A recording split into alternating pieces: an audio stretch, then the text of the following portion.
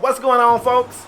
It is KspadeTheProspect, the leader of the wolf pack himself. I am back today with a brand new video for you guys, man. Let's talk NBA Live 19. Now, I know a lot of people's talking this game.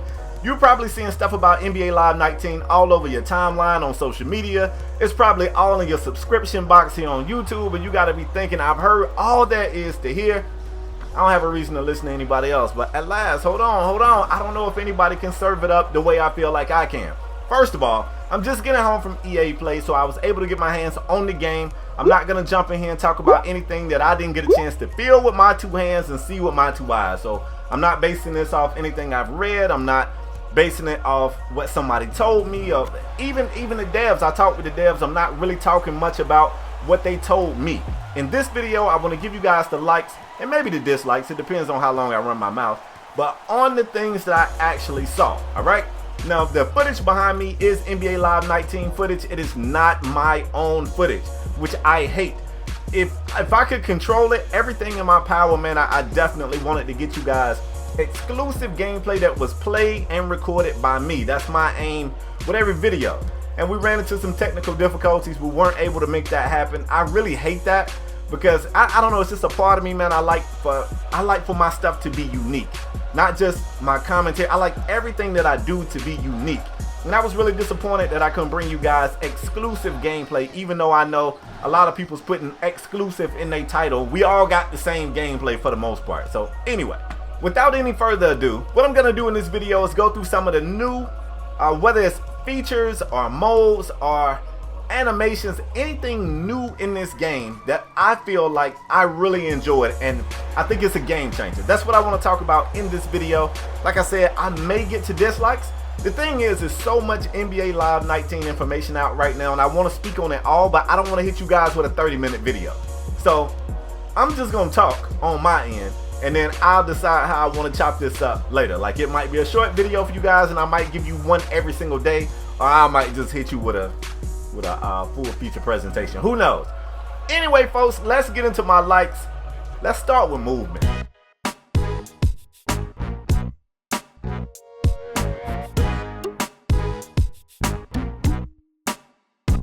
The movement on NBA Live 19 is so fluid. This is something you're gonna recognize instantly. Not after a few games, not even after a few quarters. You win the tip off and you get the ball, you're gonna instantly go, whoa, this doesn't feel anything like 18 or 16. It feels completely different. Now, this is a new technology they're introducing called real player motion.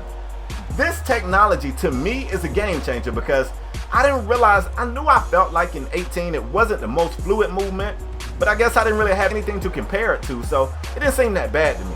Playing 19, man, it is night and day.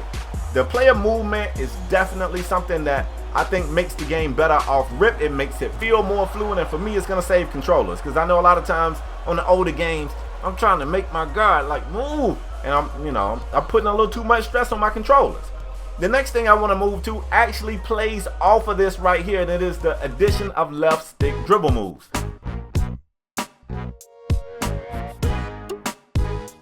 Now look, because the movement is so fluid thanks to real player motion, some dribble moves can be pulled off with the left stick. Now, you still got a full array of stuff you can do on the right stick. The reason why I like that you can do some on the left stick is because in my opinion, this creates the skill gap. It's going to be players that don't really fool with the right stick much.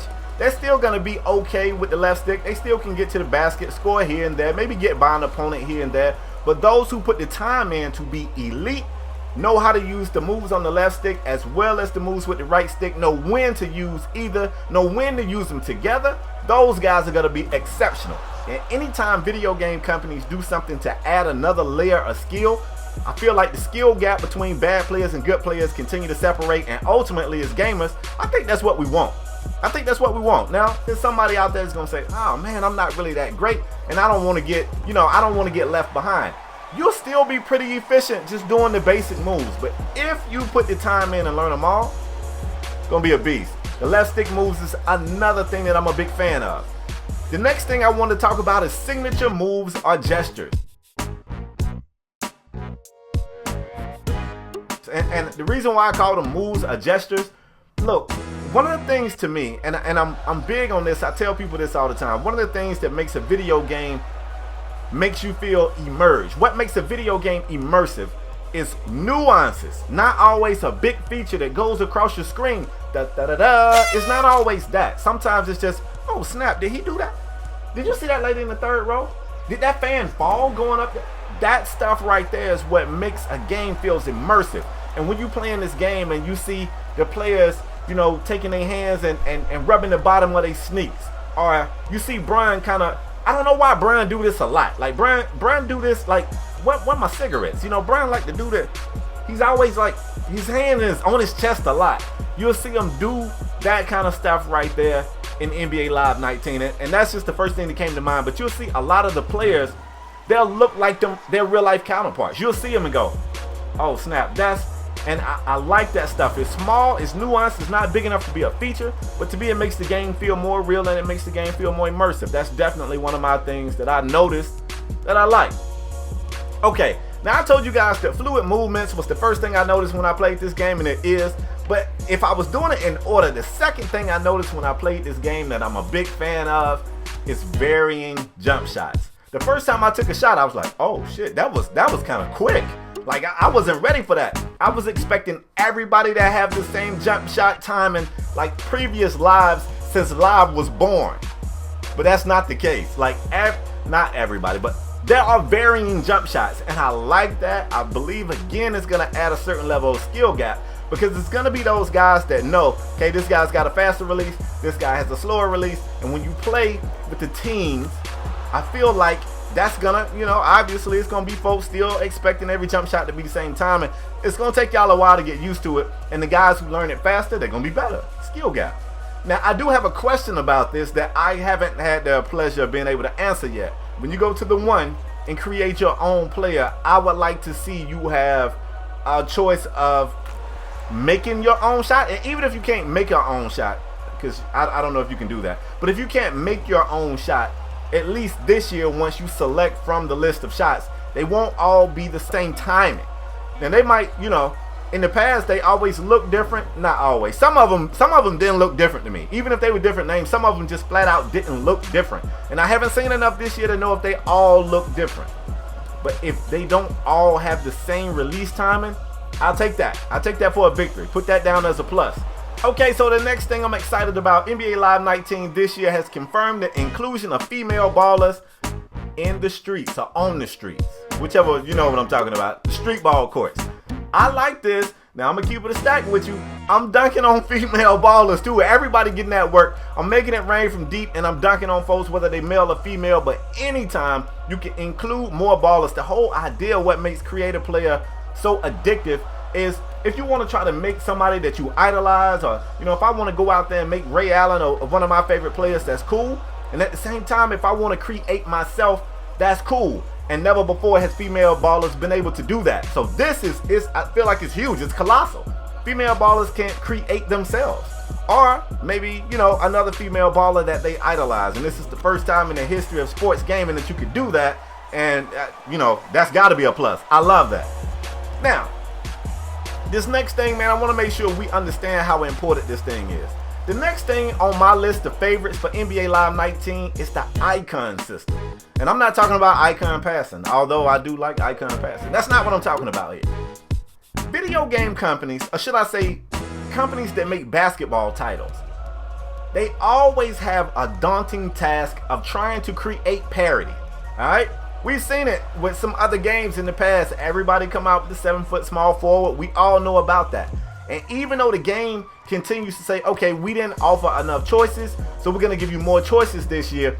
After the community gets the game and start to figure it out, some play styles seem to be more dominant, and they're more heavily represented when you go out. You might say, okay, well, this particular arc right here, this play style is more, you know, it's easier to score with. It's a more well-rounded build. It gets buckets. Next thing you know, you'll start to see a lot of them. Everywhere you go, you see. So even though the video game companies offer us choices, in the end, we still pretty much settle for the same 2 or 3.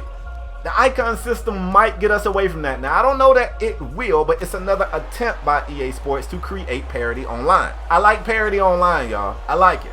So here's the deal. You got to be thinking, hold on, Spade, maybe I don't get it. What's going on?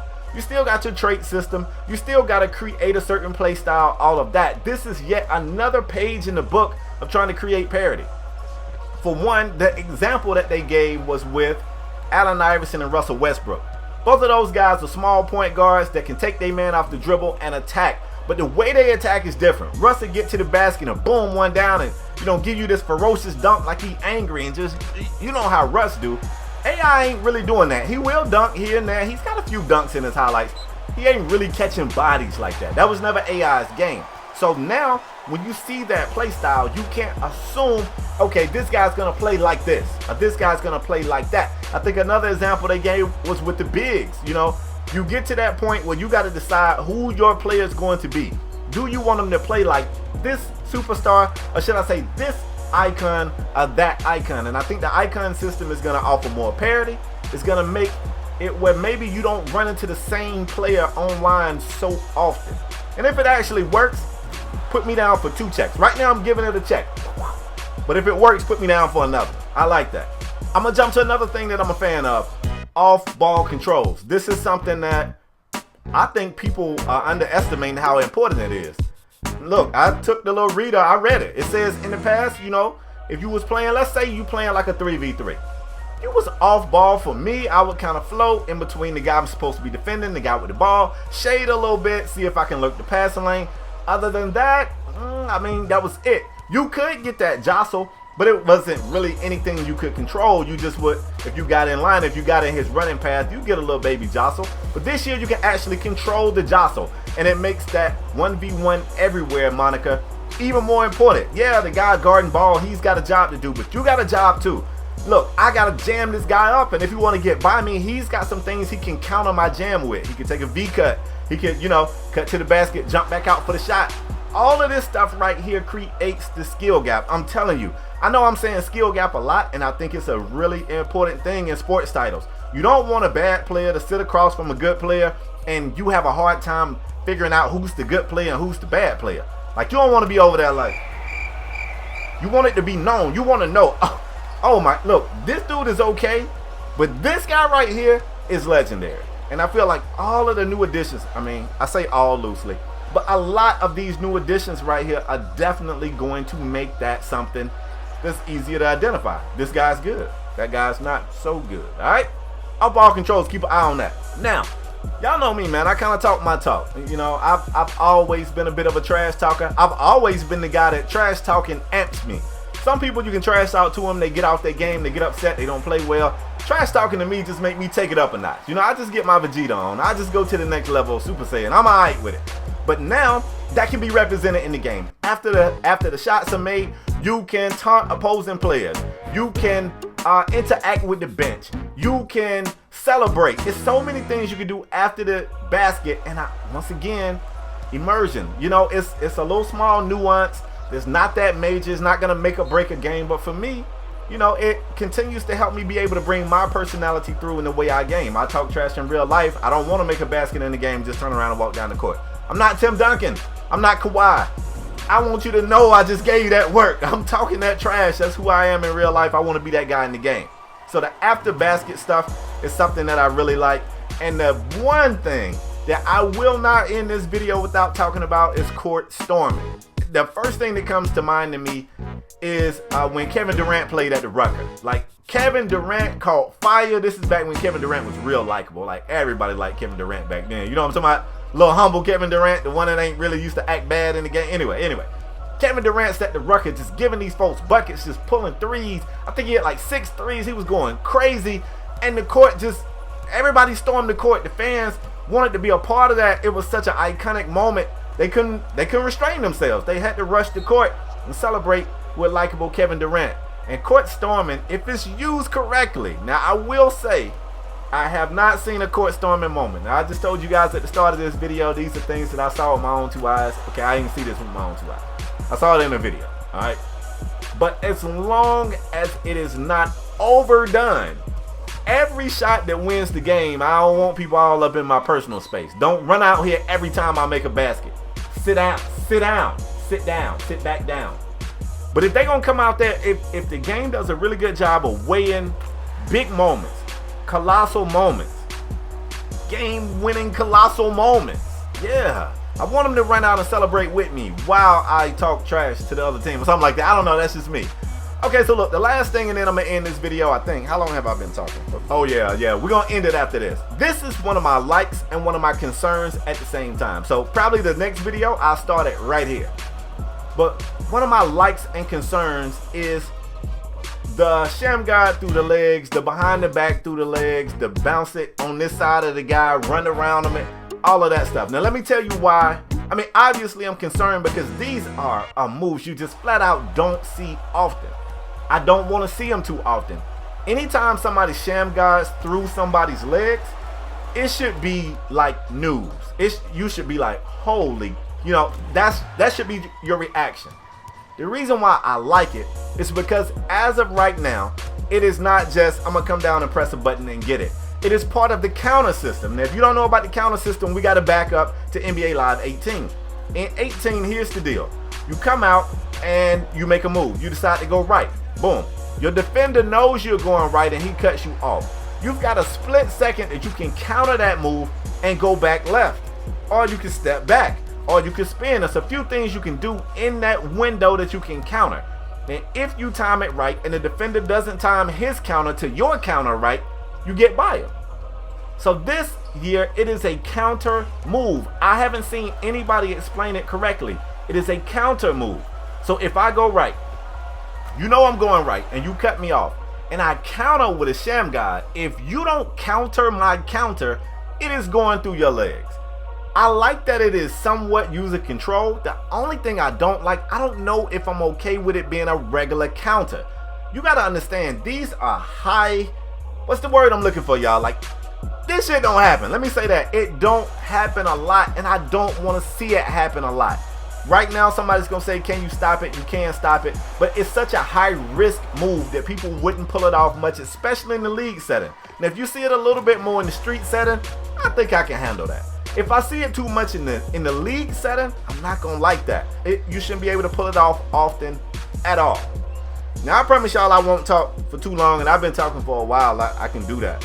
I'm going to accompany all the stuff I'm saying with a few screenshots and maybe a few videos here and there. I'm going to really try to put some time in this video and get it to you guys in the way that I do.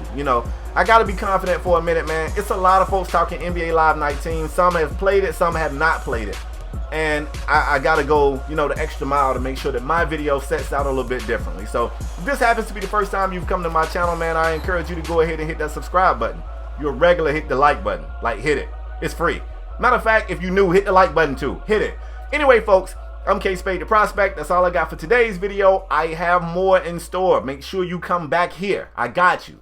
That's all I got for today, though, folks. I'm out until next time, all right? Peace.